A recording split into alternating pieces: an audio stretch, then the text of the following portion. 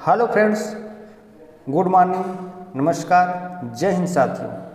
स्वागत है आप सभी का यूट्यूब चैनल के इस ऑनलाइन प्लेटफॉर्म पर। जैसा कि आप लोग स्क्रीन पर देख रहे हैं कि यह महात्मा गांधी काशी विद्यापीठ वाराणसी के द्वारा आयोजित की जाने वाली एकेडमिक परीक्षा का प्रश्न पत्र है। यह प्रश्न पत्र बीएससी 6 सेमेस्टर एग्जामिनेशन 2024 के एकेडमिक का यह प्रश्न पत्र है जो परीक्षा हो चुकी है और इस प्रश्न का एक संभावित उत्तर दिया जाना है। तो आइए हम लोग इस प्रश्नों के उत्तर पर चर्चा करते हैं। प्रश्न संख्या 1 से शुरुआत करते हैं हम लोग। देखिए, प्रश्न संख्या 1 है, ये बीएससी 6 सेमेस्टर का इकोलॉजी एवं इकोसिस्टम का यह पेपर है। तो यहाँ पर देखिए कि प्रकाश, रासायनिक, स्मोक किस प्रकार के प्रदूषण है ना? जल प्रदूषण, मृदा प्रदूषण, वायु प्रदूषण या ध्वनि प्रदूषण। तो इसका जो सही आंसर होगा ये हो जाएगा वायु प्रदूषण।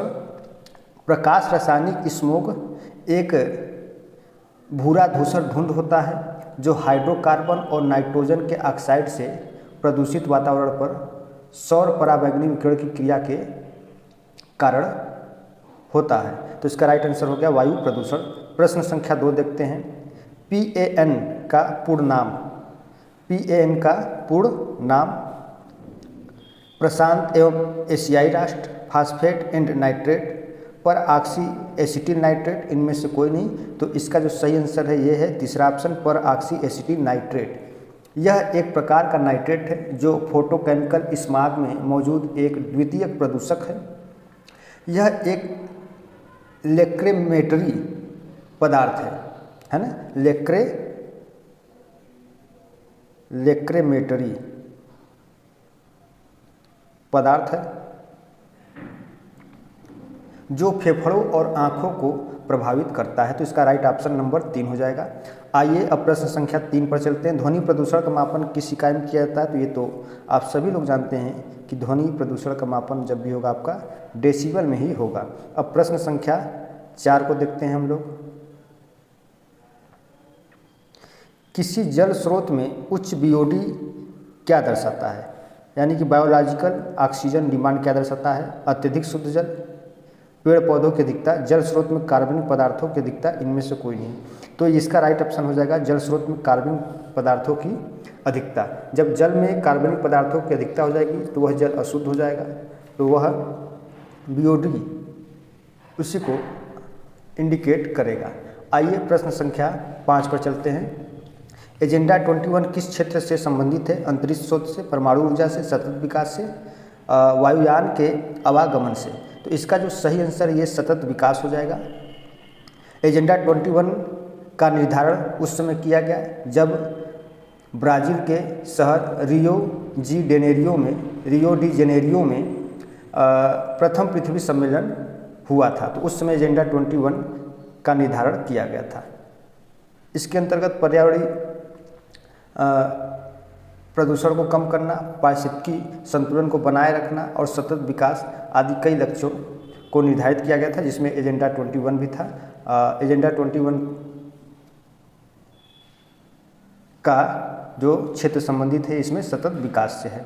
आइए प्रश्न संख्या 6 पर चलते हैं। राष्ट्रीय पर्यावरण अभियांत्रिकी की शोध संस्थान कहाँ स्थित है? ये नीरी का जो शोध संस्थान है नागपुर में स्थित है। प्रश्न संख्या 7 पर ट्रिकलिंग फिल्टर किससे संबंधित है? तो यह एक प्रकार का फिल्टर होता है ना? और यह जल में मौजूद अशुद्ध पदार्थों को दूर करने के लिए इस फिल्टर का प्रयोग किया जाता है। तो इसका सही आंसर हो जाएगा जल शोधन। प्रश्न संख्या 8 पर चलते हैं। एक्टिवेटेड स्लज क्या होता है? लाइकेन का समूह, कवक, एरोबिक सूक्ष्म जीवों का मिश्रण, इनमें से कोई नहीं। तो इसका जो सही आंसर है ये है आपका एरोबिक सूक्ष्म जीवों का मिश्रण एक्टिवेटेड स्लज होता है। अब बात करते हैं 9 नंबर क्वेश्चन पर। तृतीयक अवस्था जल शोधन से संबंधित है। क्लोरीन, ओजोन, यूवी लाइट, उपरोक्त सभी। तो तृतीयक अवस्था जल शोधन से इनमें से जो संबंधित है ये आपका हो जाएगा क्लोरीन। ये क्या होता है?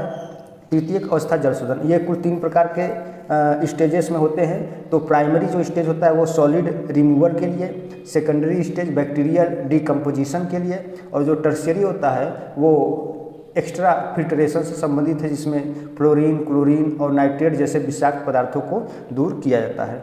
आइए अब प्रश्न संख्या 10 पर चलते हैं। अम्लीय वर्षा का पीएच मान कितना होता है? तो अम्लीय वर्षा का पीएच मान 0, ये आपका ऑप्शन नंबर 4 यानी कि 4 ही होता है। अब गूगल मानचित्र उपयोगकर्ता के वर्तमान स्थान को निर्धारित करने के लिए किस तकनीक का उपयोग किया जाता है? तो इसमें देखिए, जब भी प्रयोग करेंगे कि गूगल मानचित्र उपयोगकर्ता के वर्तमान स्थान को निर्धारित करने के लिए आप जीपीएस का प्रयोग करेंगे, है ना। यहाँ पे देखिए मोबाइल नेटवर्क भी दिया है, लेकिन मोबाइल नेटवर्क, ये जीपीएस, ये दोनों जो है कि अलग चीज़ें हैं। चूँकि देखते हैं कि कहीं कहीं मोटरसाइकिल में या कह सकते हैं कि कारों में या अन्य वाहनों में जीपीएस लगा होता है ना, तो उसके लिए किसी नेटवर्क की आवश्यकता नहीं रहती है, इसलिए इसका ऑप्शन नंबर 2 सही रहेगा। अब 12 नंबर पे चलते हैं। निम्नलिखित में से कौन सा युग्म सही है? कोयला एवं पेट्रोल नव्यकरणीय ऊर्जा है, तो ये रिन्यूएबल नहीं होता। सौर ऊर्जा अनव्यकरणीय ऊर्जा है, ये बिल्कुल सही है। पवन ऊर्जा नव्यकरणीय है, जी नहीं। देखिए, कोयला एवं पेट्रोल नव्यकरणीय ऊर्जा होता है, तो ये नहीं होता है। सौर ऊर्जा अनव्यकरणीय नहीं, ये नव्यकरणीय होता है। पवन ऊर्जा नव्यकरणीय ऊर्जा है, तो यही इसका राइट आंसर है। अब 13 नंबर क्वेश्चन देखते हैं। ऊर्जा का नव्यकरणीय स्रोत है कोयला, पेट्रोलियम, मिट्टी के तेल और जलाने योग्य लकड़ी। अब देखिए नव्यकरणीय पूछ रहा है, तो इनमें से देखिए कोयला भी अनव्यकरणीय है, पेट्रोलियम भी अनव्यकरणीय है, मिट्टी का तेल पेट्रोलियम का एक भाग है। तो ये जलाने योग्य जो लकड़ी बचा, ये भी अनव्यकरणीय के स्रोतों में आएगा, लेकिन इन चारों में सबसे उपयुक्त विकल्प जो होगा ये आपका चौथा वाला हो जाएगा, इसलिए राइट ऑप्शन आपका जलाने योग्य लकड़ी हो जाएगा।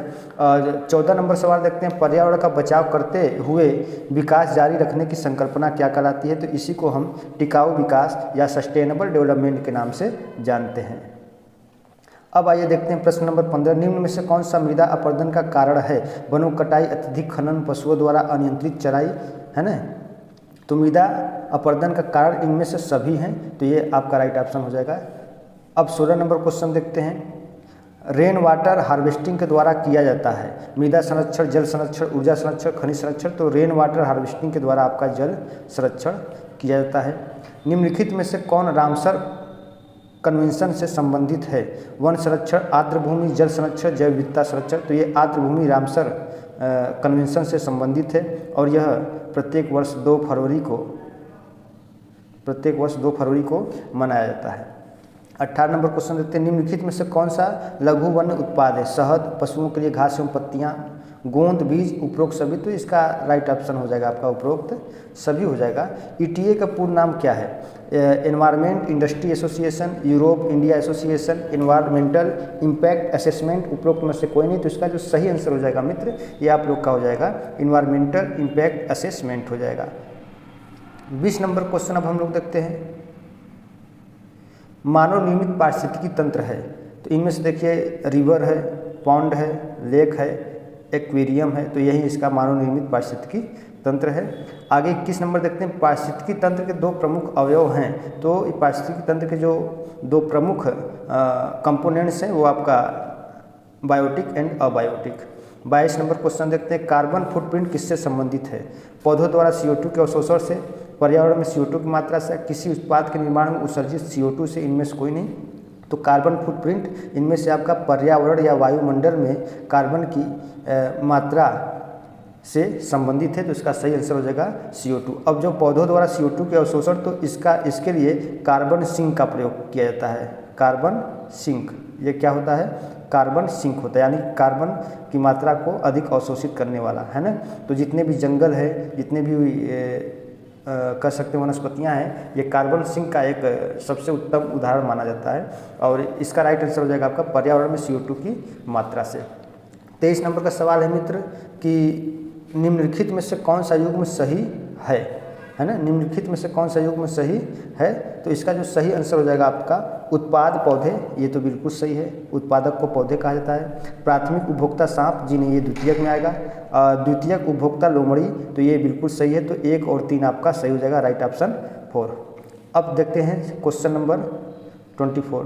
इकोटोन का उदाहरण है नदी का मुहाना, दलदली आर्द्र भूमि, उपरोक्त में से कोई नहीं। तो इसमें देखिए जो दलदली आर्द्र भूमि है यह आपका इकोटोन का इन चारों में सबसे उपयुक्त उदाहरण है, क्योंकि इकोटोन को आप समझिए तो इकोटोन क्या होता है कि दो पारिस्थितिकी तंत्र के मध्य संक्रमण का क्षेत्र इकोटोन कहलाता है। तो ये दलदली भूमि दो पारिस्थितिकी तंत्रों का संक्रमण क्षेत्र होता है। एक तरफ आपका मृदा का पारिस्थितिकी तंत्र होता है, एक तरफ आपका वायु का पारिस्थितिकी तंत्र होता है। चलिए अब आगे बढ़ते हैं हम लोग 25 सीबीडी का अर्थ है। सीबीडी का क्या अर्थ है? तो इसमें से सीबीडी का जो अर्थ है वो जैविक विविधता पर सम्मेलन से है। 26 नंबर का सवाल देखते हैं। पारिस्थितिकी तंत्र के सर्वाधिक महत्वपूर्ण कार्य हैं ऊर्जा का प्रवाह, ये है, तत्वों का पुनर्चक्रीकरण, ये भी है, भोजन का निर्माण, तो ये इसमें भोजन के निर्माण को छोड़ दीजिए तो राइट ऑप्शन हो जाएगा 4 नंबर। तो ये हो जाएगा आपका 1 और 2 दोनों। अब आगे देखते हैं हम लोग खाद्य श्रृंखला में सर्वाधिक ऊर्जा किस पोषण स्तर पर होती है?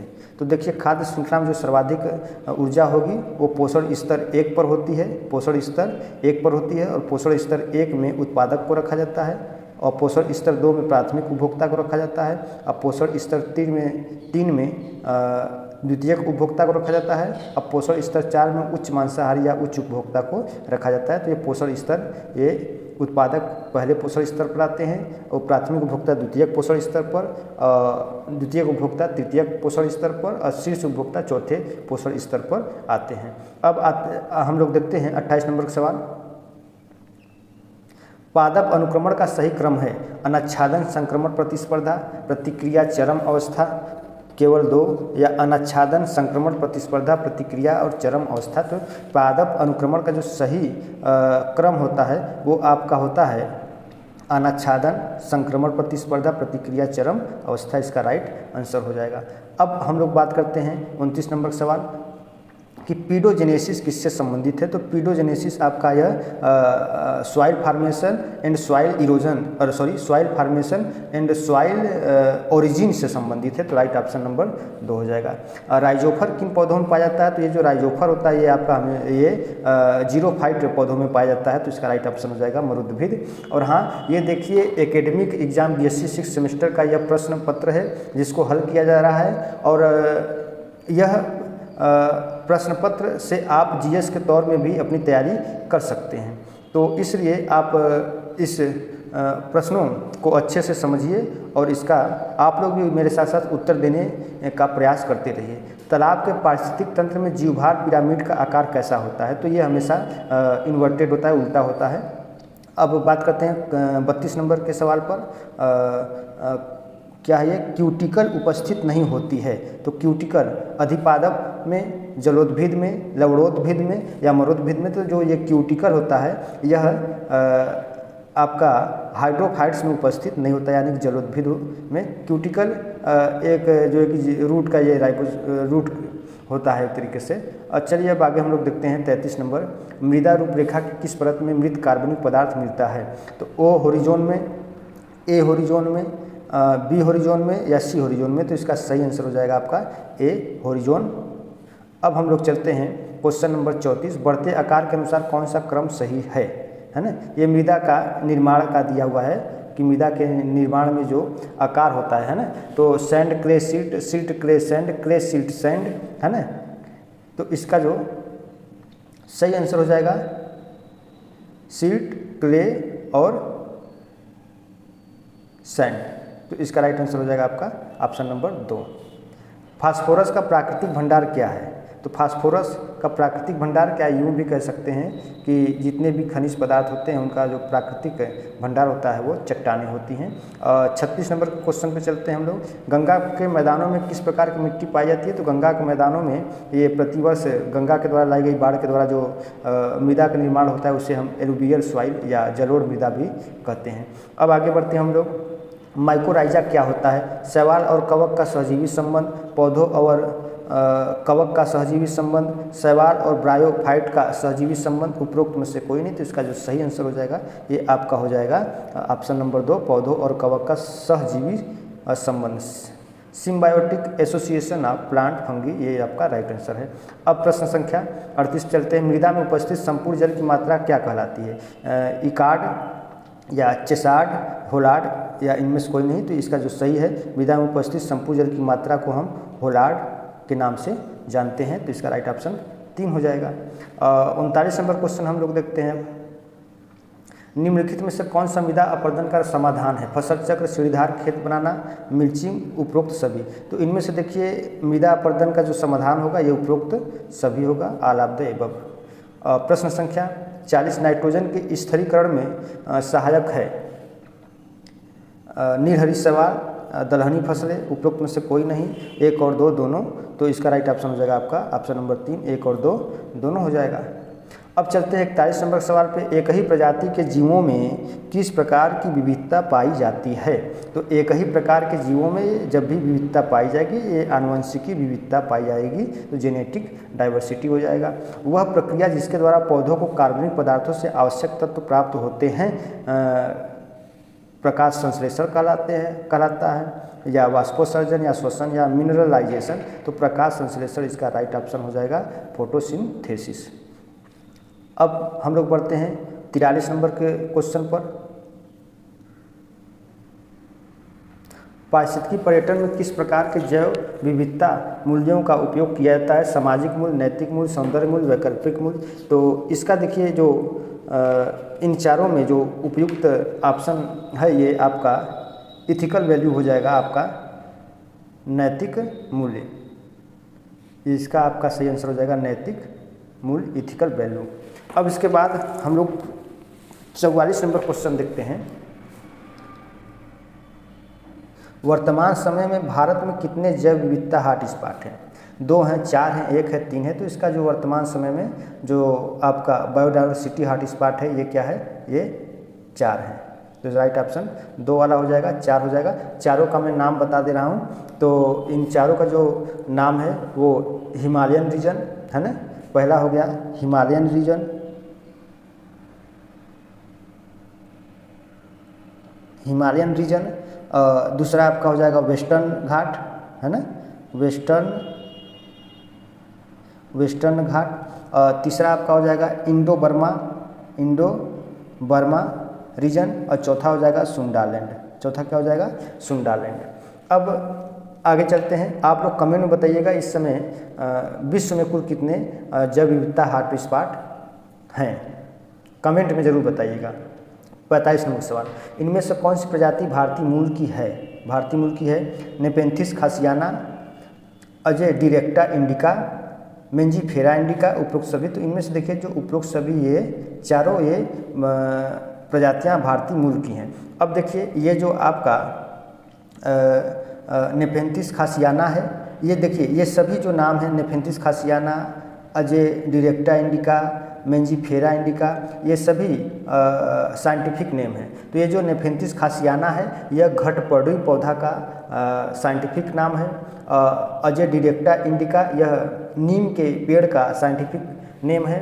और मेंजीफेरा इंडिका तो ये मैंगो यानी कि आम का साइंटिफिक नाम है। तो ये जो घटपर्णी होता है, देखिए ये जो घटपर्णी, ये पहला वाला ये घटपर्णी जो है आपका घटपर्णी। तो ये जो घटपर्णी होता है, घट का मतलब घड़े के समान और पर्णी का मतलब पत्ता। तो ऐसे पौधों की पत्तियां घड़े के समान होती हैं, ये कीटभक्षी होते हैं है ना। ये जो घटपर्णी होते हैं यह एक कीटभक्षी पौधा होता है। यह आंशिक रूप से स्वपोषी और परपोषी दोनों होता है। इनकी पत्तियां घट यानी कि घड़े के समान होती है, इस कारण इन्हें घटपर्णी पौधा कहा जाता है। और अजय डिरेक्टा इंडिका ये तो नीम का वैज्ञानिक नाम है, और मेंजीफेरा इंडिका ये तो आपका आम का वैज्ञानिक नाम है। तो इस आधार पर आपका उपरोक्त सभी ये जो एक भारतीय मूल के पौधे हैं। अब आगे बढ़ते हैं हम लोग 46 नंबर।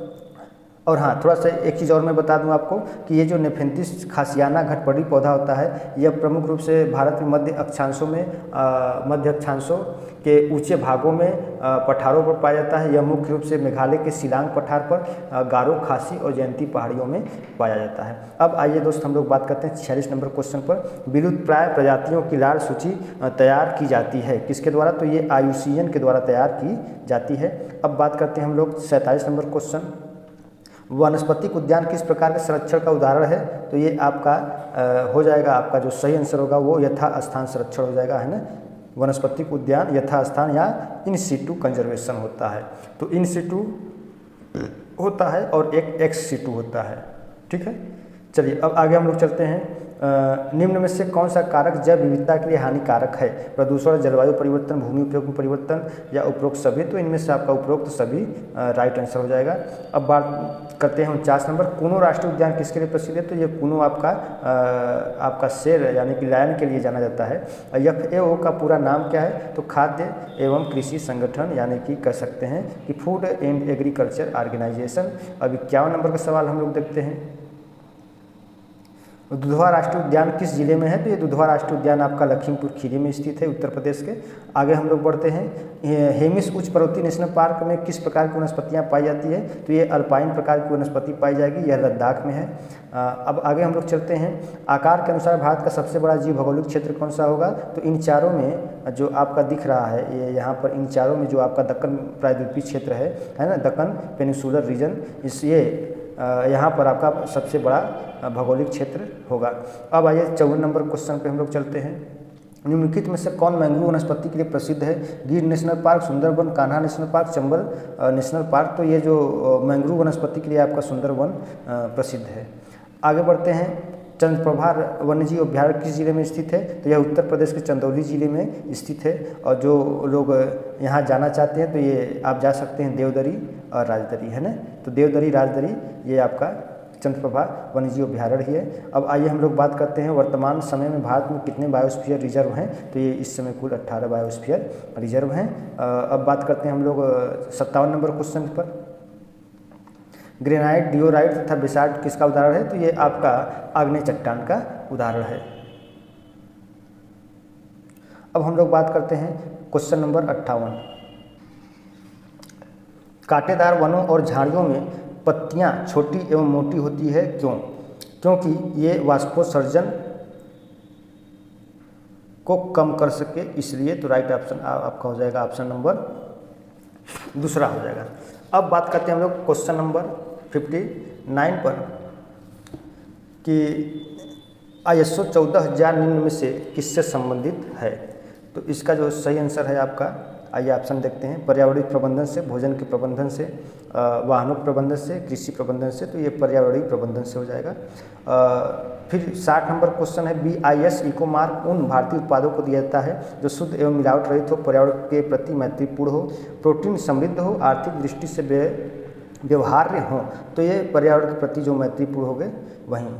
अब आगे बात करते हैं 61 नंबर क्वेश्चन, वर्तमान में भारत में वाहनों को सर्जन के कौन से मानकों का पालन किया जा रहा है? तो इस समय देखिए BS6 से इंजन लॉन्च किया जा रहा है। अब आगे चलते हैं, NGT का पूर्ण नाम क्या है? तो NGT का पूरा नाम पूछा गया है, तो नेशनल ग्रीन ट्राइब्यूनल। तो ये सही आंसर हो जाएगा दूसरा, नेशनल ग्रीन ट्राइब्यूनल। इसको आप राष्ट्रीय हरित अधिकरण के नाम से भी जानते हैं। और 63 नंबर, किसी उत्पाद का जीवन चक्र मूल्यांकन निम्नलिखित में से किससे संबंधित? पौधों के जीवन चक्र से, उत्पाद के संपूर्ण जीवन के पर्यावरणीय प्रभाव से, मछलियों के जीवन चक्र से, मजदूरों के जीवन से। तो इसका जो सही आंसर हो जाएगा वो हो जाएगा आपका ऑप्शन नंबर 2, उत्पाद के संपूर्ण जीवन के पर्यावरणीय प्रभाव से। 64 नंबर, धार्मिक कृषि आचरण से संबंधित है। तो ये धार्मिक कृषि जो आचरण होगा ये उपयुक्त सभी आप इसमें लगा सकते हैं। अब 65 नंबर क्वेश्चन हम लोग देखते हैं, मॉन्ट्रियल प्रोटोकॉल किससे संबंधित है? तो ये CO2 देखिए ये आपका कार्बन से है, और ओजोन लेयर के संरक्षण से आपका मॉन्ट्रियल प्रोटोकॉल है ना। ये कनाडा के मॉन्ट्रियल शहर में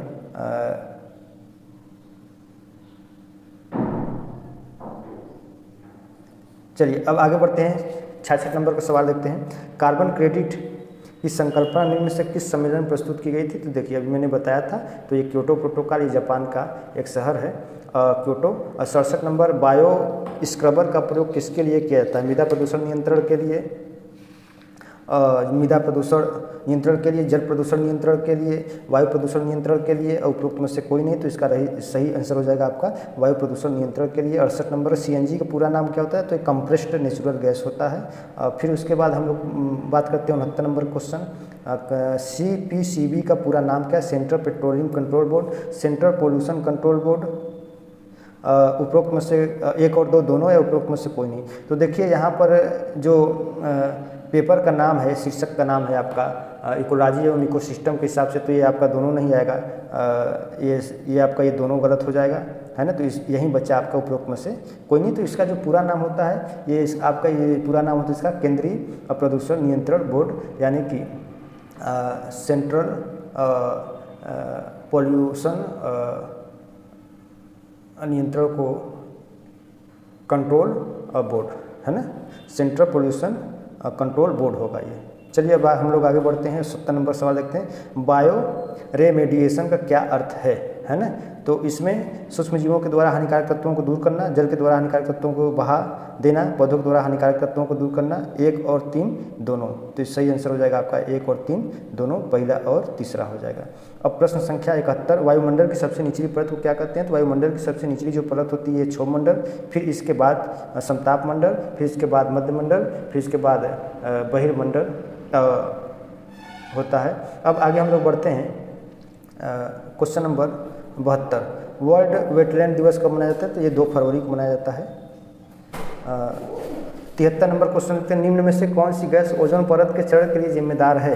तो ओजोन गैस के क्षरण के लिए जिम्मेदार है CH4, CO2, NOx और CFC। तो ये आपका तो CFC बिल्कुल सही हो जाएगा इसमें, CFC। और क्वेश्चन नंबर 74, निम्न में से कौन सा देश कार्बन नकारात्मक देश है ना। तो भूटान, नेपाल, श्रीलंका, मालदीव। इन चारों में देखिए जो भूटान है ये सबसे कम कार्बन का उत्सर्जन करता है। क्वेश्चन नंबर 75, कौन सी गैस ग्रीन हाउस गैस नहीं है। CO2, CH4, N2O या N2। तो इसमें जो N2 है यही आपका ये ग्रीन हाउस गैस नहीं है। तो दोस्तों इस प्रश्न पत्र में कुल 75 क्वेश्चन थे और इन 75 क्वेश्चनों का आंसर दिया गया है। और ये नहीं कह सकते हैं कि बिल्कुल एग्जैक्ट और बिल्कुल सही 100% सही ही होगा। हाँ, ये आप देख सकते हैं कि इन 75 में आप यदि 75 सही कर ले रहे हैं इस आंसर के माध्यम से, तो समझिए कि आपका 65 से 70 के बीच में बिल्कुल सही क्वेश्चन होगा। तो दोस्त आप लोग एक काम करिए कि इस वीडियो को आप लोग अधिक से अधिक शेयर करिए और चैनल पर पहली बार आए हैं तो चैनल को आप लोग ज़रूर सब्सक्राइब कर लें। और फिर इसके बाद हम अन्य प्रश्न पत्र का भी आंसर देते रहेंगे। अभी के लिए बहुत बहुत धन्यवाद।